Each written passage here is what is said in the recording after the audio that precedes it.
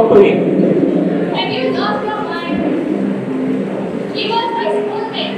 We were just friends enough. But is there any compulsion to talk with other boys? It was just a fun, casual conversation. It is so hectic private. Enough is enough, Aishwarya. I told you many times. Don't talk with other boys. But it was nothing. Private, I just explain. Aishwarya stands in stunned silence as Sankalp storms away. She sinks onto the bench, tears threatening to spill. The love she once cherished now feels like a chain.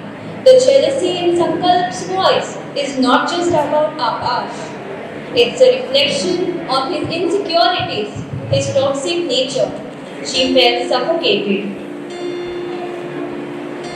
Scene 2. Aishwarya walks into her house. She heads straight to her room, shutting the door behind her. Moments later, her mother enters, sensing something is wrong. What happened? Is everything alright? Why are you crying? I told you, Mom, not to interfere in my life.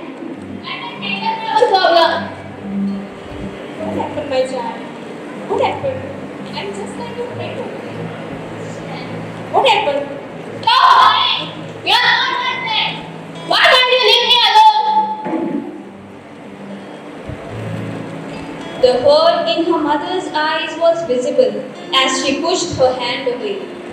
But Aishwarya is too consumed by her emotions to notice. The mother quietly exits the room. She finds herself in the living room with the father and brother. Zio! Did you have fun with this stuff? Oh, Mohammad, I just got back from Kunal's house. What's wrong with her?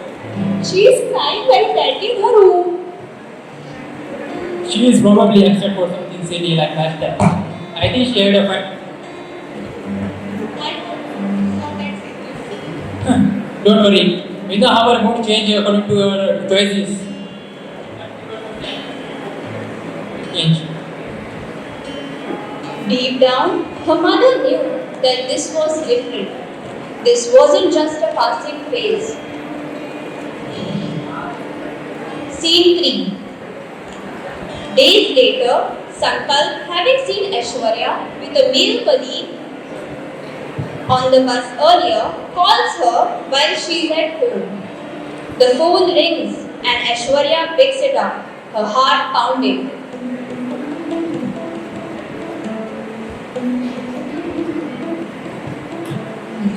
Hello? I'm breaking up with you. No, don't tell me anything. You just take your meal. But Mohammad, please get the hell up. I'm just done with this guy.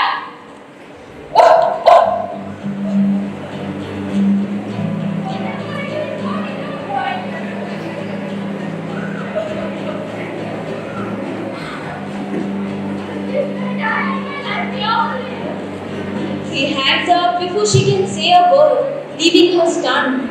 The sound of the dial tone fills the room. Realizing he's gone, desperation and hopelessness consume her as she contemplates life without him. In a moment of despair, she reaches for a bottle of sleeping pills on her nightstand. She takes several, trembling all the while as she struggles to steady herself. Hey! Aishwarya! Yash! Zio! She is taking all the sleeping pills. Mom, Dad, calm down. I'm calling an ambulance right now. Pick her up. The hospital lights flickered dimly as the family rushed inside, hearts racing. The girl lay unconscious on a stretcher, but fortunately she was safe. However, her parents realized that the real healing needed to happen inside. Days passed, but the girl resisted. Her brother couldn't bear to see her suffer any longer and decided to take her to counseling. At first, she refused, but her brother was determined. He wasn't ready to give up. And finally, he took her to get the help she needed. He had already informed the counselor about the things she had experienced.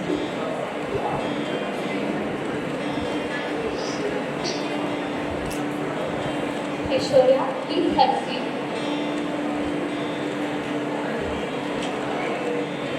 Yes, sit down. Aishwarya, you can share as much as you can over here. You can trust me. Go ahead and make yourself comfortable.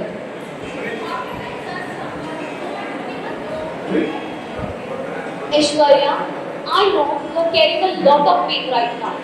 What you have gone through in that relationship has been toxic.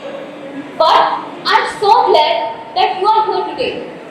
This moment, this is your first step toward healing. Can you see that necklace? It's called an Akashdi. In many cultures, it symbolizes hope. Even when things seem to be the darkest, just like that lantern lights us in the darkest moment. Our inner self will guide us in the darkest time. Would you like to hear a story about it? There was once a young woman, much like her. She fell into a relationship where she found herself consumed in the relationship. At first, it seemed perfect, even charming, attentive. But over the time, she started to feel isolated, trapped, and nothing she did was enough for her. One night, she found herself in the edge, where she was having a mental breakdown. As she stood there, she saw an Akashdi floating down the river below. And it symbolizes the hope. A gentle light flickered in the darkness, and for the first time in a very long time, she felt something. She felt something of hope. She felt something of hope in herself. That even in the darkest time, there is always a light. And she stepped back from that edge. That's beautiful. But what if I don't find my light? That's why I am here. And that's why we need to talk about your mental health. Right now, your mind is clouded with hurt and confusion. But your story doesn't end with this boy or this pain. I am here to help you. Yes, but I don't know how bad this time. We'll take one step at a time. Just like letters light us in the darkest time, your inner voice, your inner light will you guide to your difficult time. We'll work together, okay? Some love, Aishwarya. Okay.